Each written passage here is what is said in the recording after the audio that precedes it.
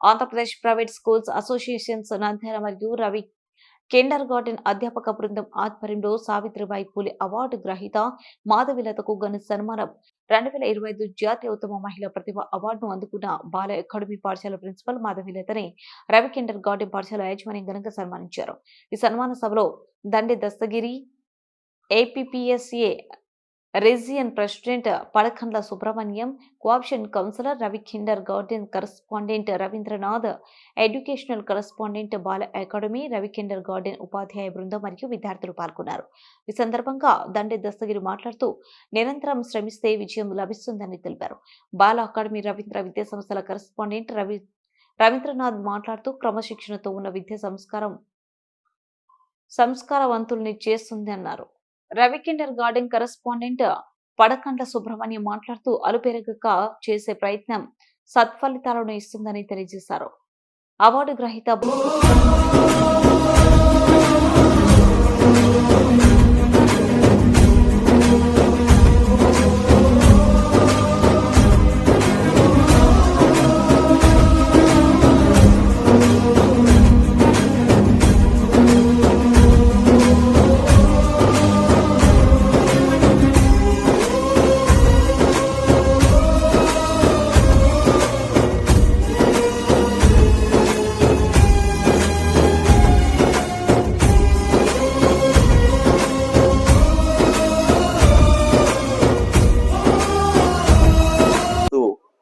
పాఠశాలను ముందుకు తీసుకెళ్తున్నటువంటి రవీంద్రనాథ్ గారు కూడా ఈ యొక్క ప్రాంగణానికి వచ్చి ఈ కార్యక్రమంలో పాలు పంచుకోవటం చాలా ఆనందదాయకం. ఈ సందర్భంగా వారిని కూడా విచ్చేసినందుకు మా ఉపాధ్యాయుని బృందాన పక్షాన కోరుతూ, ముఖ్యంగా ఈనాటి యొక్క కార్యక్రమ విశిష్టత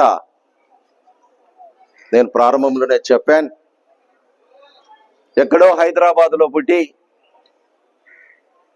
మరి చాలా మంది గ్రామాల్లో పల్లెలలో పుట్టి నగరాలకు వెళ్ళాలని చెప్పి కోరుకుంటారు, నగర జీవనాన్ని ఎంజాయ్ చేయాలని కోరుకుంటారు.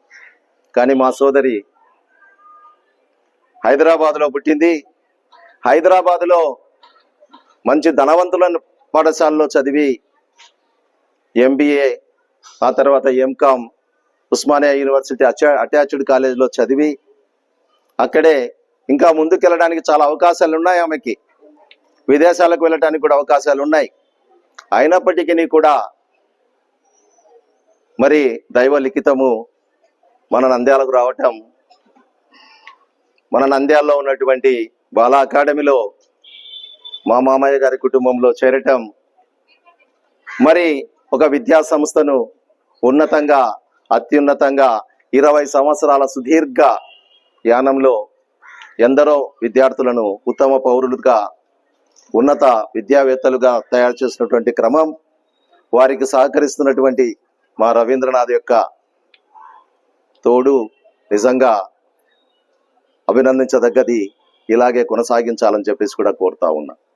వీటన్నీ కూడా ముఖ్యం వారికి ఉన్నటువంటి అంకిత భావం, డెడికేషన్, డివోషన్ అండ్ డిటర్మినేషన్. ఈ మూడు ఎల్లప్పుడూ కూడా మా సోదరిలో నేను చూసినటువంటి క్షణాలే. ఏ రోజు కూడా ఆమె విసుక్కున్నటువంటిది, కోపాన్ని ప్రదర్శించినటువంటిది నేను చూసినటువంటి సమయంలో కనిపించలేదని చెప్పేసి కూడా విద్యార్థులుగా మీకు, మా సహా ఉపాధ్యాయులకు తెలియజేస్తా ఉన్నా. ఎవరైతే కోపాన్ని పొందుతారో, ఎవరైతే అమితమైనటువంటి ఆవేశంతో ఉంటారో వాళ్ళు ఏమి కూడా సాధించలేరు. సాధించాలన్నా అవి చాలా మనకు దూరంగా వెళ్ళిపోతాయి.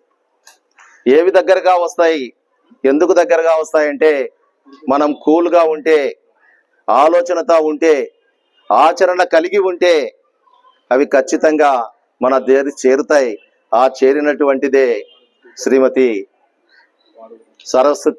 సావిత్రిబాయి పూలే అవార్డు అని చెప్పి సందర్భంగా తెలియజేస్తా ఉన్నా. ఈ రోజు మనం అందరం జెండర్ ఈక్వాలిటీ అంటున్నాం. అంటే ఆడ మగ సమానమని. కానీ తను 150 ఏళ్ల క్రితమే ఆ సమానం కోసం పోరాడింది. అంటే చాలా చిన్న వయసులో ఏమి సాధిస్తామో అని అనుకునే వాళ్ళందరూ కూడా తన జీవితాన్ని చూసి స్ఫూర్తి పొందాలి. అలాంటి గొప్ప వ్యక్తి పుట్టినరోజు సందర్భంగా నాకు southern states private lecturers and teachers organisation వాళ్ళు నా శ్రమను గుర్తించి అలాగే అభినందించి నాకు అవార్డు ఇచ్చినందుకు వారికి ప్రత్యేక ధన్యవాదాలు చెబుతున్నాను. ముఖ్యంగా మీ స్కూల్కి రావటం నేను ఇది రెండోసారి. అందరికంటే ముందుగా నాకు నంద్యాలలో సన్మానం చేసింది రవి కిండర్ గార్డెన్. అంటే నాలో టాలెంట్ ఉంది, దాన్ని గుర్తించిన మొట్టమొదటి వ్యక్తి సుబ్రహ్మణ్యం సార్. సార్ మీకు ప్రత్యేక ధన్యవాదాలు. ఎందుకంటే మీ అందరికీ వెరీ గుడ్ అంటే బాగా పనిచేస్తారా, వెరీ బ్యాడ్ అంటే బాగా పనిచేస్తారా, బాగా చదువుతారా కదా? అలాగే ఎంత పెద్దవారికైనా కూడా వారిని వెరీ గుడ్ అని ప్రోత్సహించి మనకు ఒక హెల్పింగ్ వర్డ్స్ మాట్లాడితే, మోరల్ వర్డ్స్ మాట్లాడితే మనం చాలా ముందుకెళ్తాం. సో అలాగే ఈ అవార్డు నా బాధ్యతని, నా రెస్పాన్సిబిలిటీని చాలా పెంచింది. మనం అందరం ఫార్చ్యూన్ ఫ్యామిలీస్ నుంచి వచ్చాం. అంటే మన పేరెంట్స్ మన గురించి ఆలోచిస్తారు, మనకి ఏం కావాలో వారే ముందే తీసుకొచ్చి ఇచ్చేస్తారు. కానీ అలా లేని వాళ్ళు చాలా మంది ఉన్నారు కదా. ఇంట్లో పనికి వెళ్తారు, చంచి బట్టలు కుట్టడానికి వెళ్తారు, టైలరింగ్ షాప్కి వెళ్తారు. వాళ్ళందరూ చదువుకోవాలని ఇష్టం ఉండదా వాళ్ళకు? కానీ స్తోమత ఉండదు. సో మన అందరము కూడా కలిసికట్టుగా అలాంటి వాళ్ళకు సండేస్ అయినా ట్యూషన్స్ చెప్దాం. అవునా? చెప్పొచ్చా మనం అలాగా? నువ్వు 4th క్లాస్ అనుకో, 3rd క్లాస్ వాళ్ళకి ట్యూషన్ చెప్పొచ్చా? నువ్వు 2nd క్లాస్ వాళ్ళకు కూడా ట్యూషన్ చెప్పొచ్చు, 5th క్లాస్ వాళ్ళకు కూడా ట్యూషన్ చెప్పొచ్చు. అలాగే నేను స్టార్ట్ చేశాను. నేను 10th క్లాస్లో ఉన్నప్పుడు నా క్లాస్లో వెనుకబడిన 10th క్లాస్ స్టూడెంట్స్కి నేను ట్యూషన్స్ చెప్పేదాన్ని. అలా చెప్పినప్పుడు నాకు ఒక స్ఫూర్తి కలిగింది. మనం ఏ పనినైనా ఆత్మవిశ్వాసంతో ప్రారంభిస్తే దాన్ని పూర్తి చేయొచ్చు, అనుకున్నది సాధించవచ్చు.